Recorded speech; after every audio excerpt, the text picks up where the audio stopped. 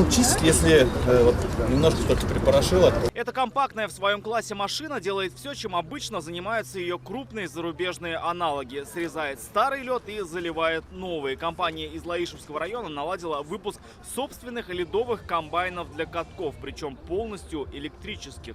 Мы первая инновационная российская компания, которая стала применять делать электрические машины с литий-ионовыми аккумуляторами. Вот. И это позволяет делать экологичные, а в первую очередь экономичные машины. Такие машины уже работают в ледовых дворцах Лениногорска и Актаныша. Сегодня за руль нового образца сел Рустам Миниханов. Хорошая идея. Раису республики показали и другие достижения татарстанского машиностроения. Так, на предприятии «Ремдизель» создатели бронеавтомобиля «Ахмат» произвели на свет новый уже беспилотный броневик «Зубила». Можно делать бронекапсулу, ставить на шасси. В данном автомобиле вообще нет оператора. Оператор он управляет техникой дистанционно. Вот, автомобиль может использоваться на переднем краю как автомобиль для ведения боевых действий, как автомобиль для подвоза боеприпасов, эвакуации раненых. На выставке представлена автотехника компаний «Солярс», «ЕЛАЗ», «Ремдизель», «Кариб» и других. КАМАЗ выставил сидельный тягач, карьерный самосвал, бортовой автомобиль. Из Алабуги привезли «Солярс Атлант автобус».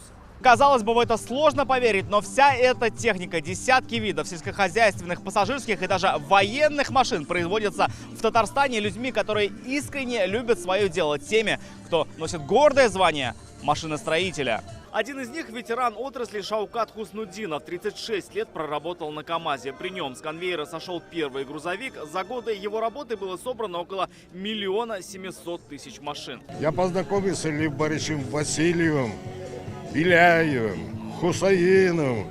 Такие великие люди, которые меня помогали, слушай, на ногу стать, наверное. Они меня учили, как беречь коллектив. Если я вот увижу своего коллектива или с КАМАЗовцев, которые вижу, я их обнимаю, целую и радуюсь.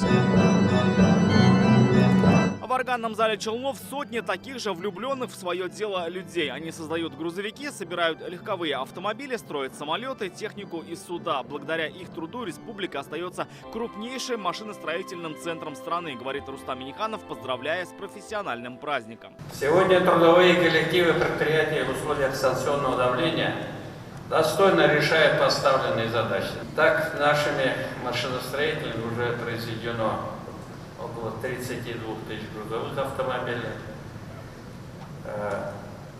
1800 единиц сельскохозяйственной и дорожестроительной техники, 750 000 холодильников.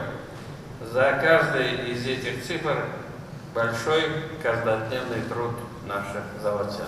И в этом году свой юбилей отмечают флагманы нашего машиностроения. 125 лет исполняется ПОЗИСу, 80 Вакууммашу, 65 лет Казанскому приборостроительному конструкторскому бюро, 45 лет Ремдизелю. Предприятия машиностроения в прошлом году, столкнувшись с самыми серьезными вызовами, доказали, что могут за короткий срок кардинальным образом перестроить свою работу, перестроить логистические цепочки,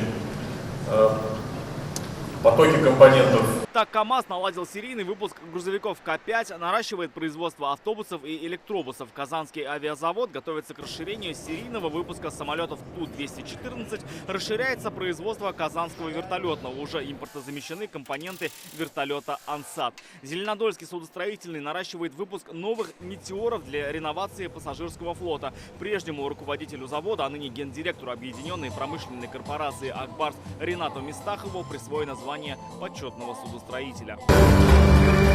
Отдельно чествуют тех, кто отдал профессии 30 и более лет. 53 года на радиоприборе проработала инженер Аида Багаутдинова. Общий стаж династии Вотинцевых из КАМАЗа 145 лет.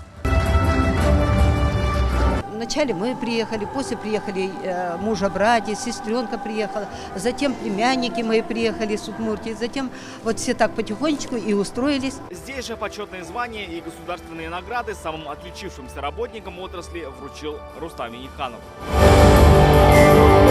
Большое вам спасибо. Рамиль Шайдуллин, Игорь Романов, ТНВ, Набережные Челны.